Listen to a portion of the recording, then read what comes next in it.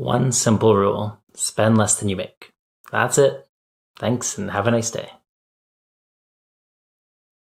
Hey, I'm Brandon. Thanks for tuning in. Today we're talking about how to consistently build wealth. It's not always easy, but it's super simple. When you spend less than you make, that results in savings, and you can store up savings over time to help meet future needs. Before I go rambling on, let's be clear and reframe what wealth really is. Wealth is having the means right now to provide for yourself, as well as provide for yourself far out into the future. That means owning assets like stocks, cash, annuities, royalties. They'll provide income for today's expenses as well as future needs. Now, by this definition, being wealthy does not mean having a big income. Many stars in the NBA, MLB, and other leagues have literally made millions of dollars, and yet just years after retiring have had to declare bankruptcy because their expenses far outweighed the income that they had brought in. Some athletes have even had to declare bankruptcy while still playing and making millions of dollars. What happened? Well, there was lots of money coming in, but even faster than that, the money was going out the door to all sorts of lavish expenses. Having a big house, multiple sports cars, 700 Rolex watches doesn't make you wealthy. If there are not the assets and income to provide for the expenses, then there's no wealth. On the flip side, you can actually be wealthy on just a modest income. With enough time balancing the money coming in with the money going out, you'll generate savings, and over time be able to provide for your future needs. The exact point of becoming wealthy is often called financial independence.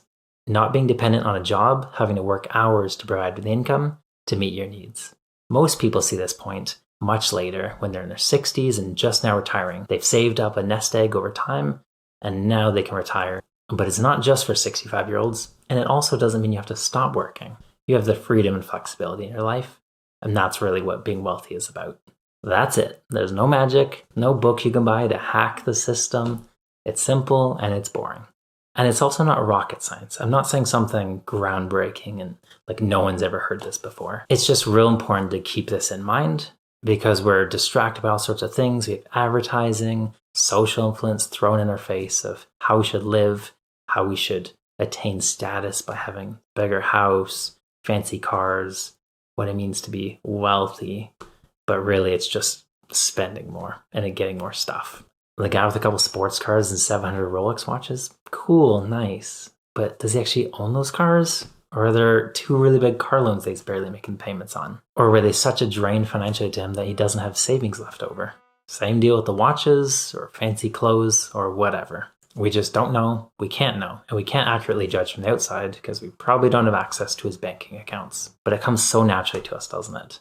To make the judgments and then comparison to our own life and where we are and how we rank compared to what we see on the outside in his life. And that's dangerously misleading. As we go about our life, remember all the people we see, we don't get to know their bank accounts and how their assets, what they own, lines up with their liabilities, what they owe. All we get to see is some of the stuff that they have. And that's not even half the story. Now, what about those people with literally billions of dollars? Mega wealthy individuals from founding tech companies or designer brands. I'm talking about people with so much money that if they literally spent tens of thousands of dollars every day, they still would never run out of money. Well, it's the same story.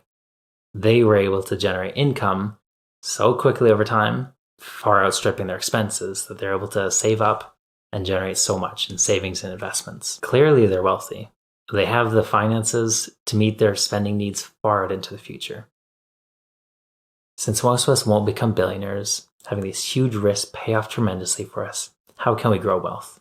With certainty. 1, look at ways to grow your income. And 2, keep your spending relatively low. And of course, buy my book for $5,000.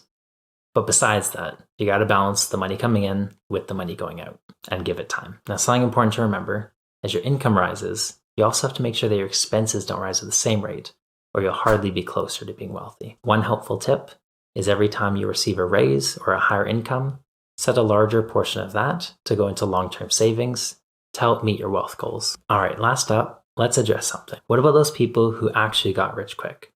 Those who did it seemingly with ease. There are thousands of examples of this happening. A business venture exploded, an online video went viral, or someone's music career took off. It certainly can happen, but what about it? Can you follow their exact steps to attain the same kind of success?